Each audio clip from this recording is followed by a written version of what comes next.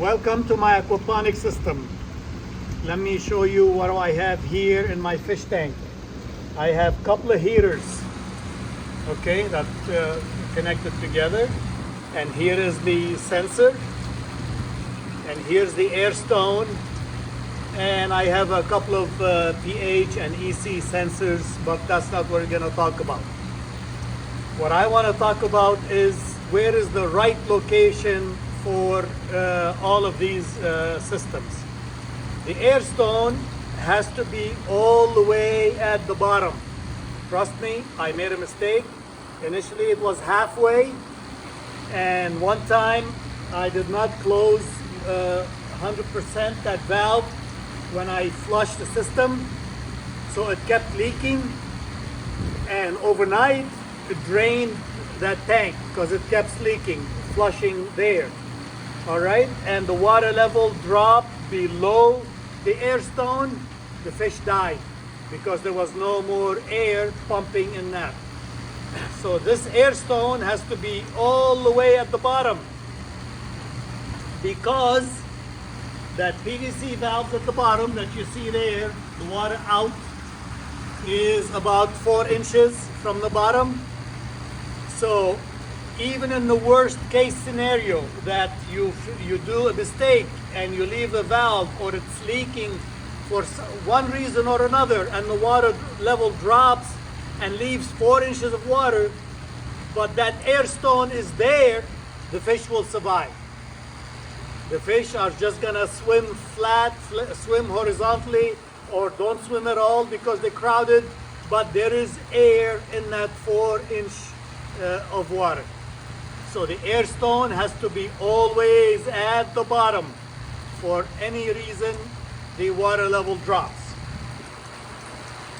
Look, now for the heaters, you want to make sure that the heater sensor is far away from the heater, because this is sensing the water temperature and sends the signal for these to turn on or off. Okay, so I have it far away and weighed.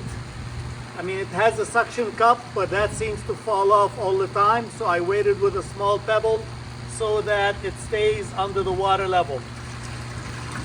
Okay, now the heaters are a little shallow for my taste. I want them a little deeper, but I raised them to show you where they are. If the water level drops and these are exposed like to this level, they will shut down and you'll start getting a beep, you know, like the heater is not working anymore.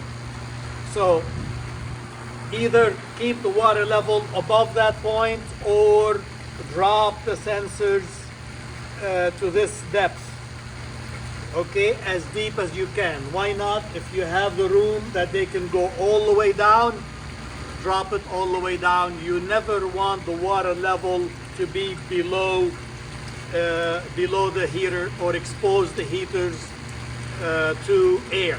They will shut down. So the water level that I like is 162.5, and I flushed it yesterday, and right now it's 150. So it's time to add another 12.5 gallons of water. Okay, so which brings another point of every time you flush, you see that tank is full, that's 5 gallon, and the water keeps moving, you know, between the sump tank and the media bed and here. Get a stick, mark it, you know, like a 5 gallon level, this way you can see where it is, and keep it at 162.5. I mean, that's a number I kept. I chose because that will give me about 2-3 inches below this point. So 160 could have been fine. So as a recap, the air stone in your fish tank has to be all the way at the bottom.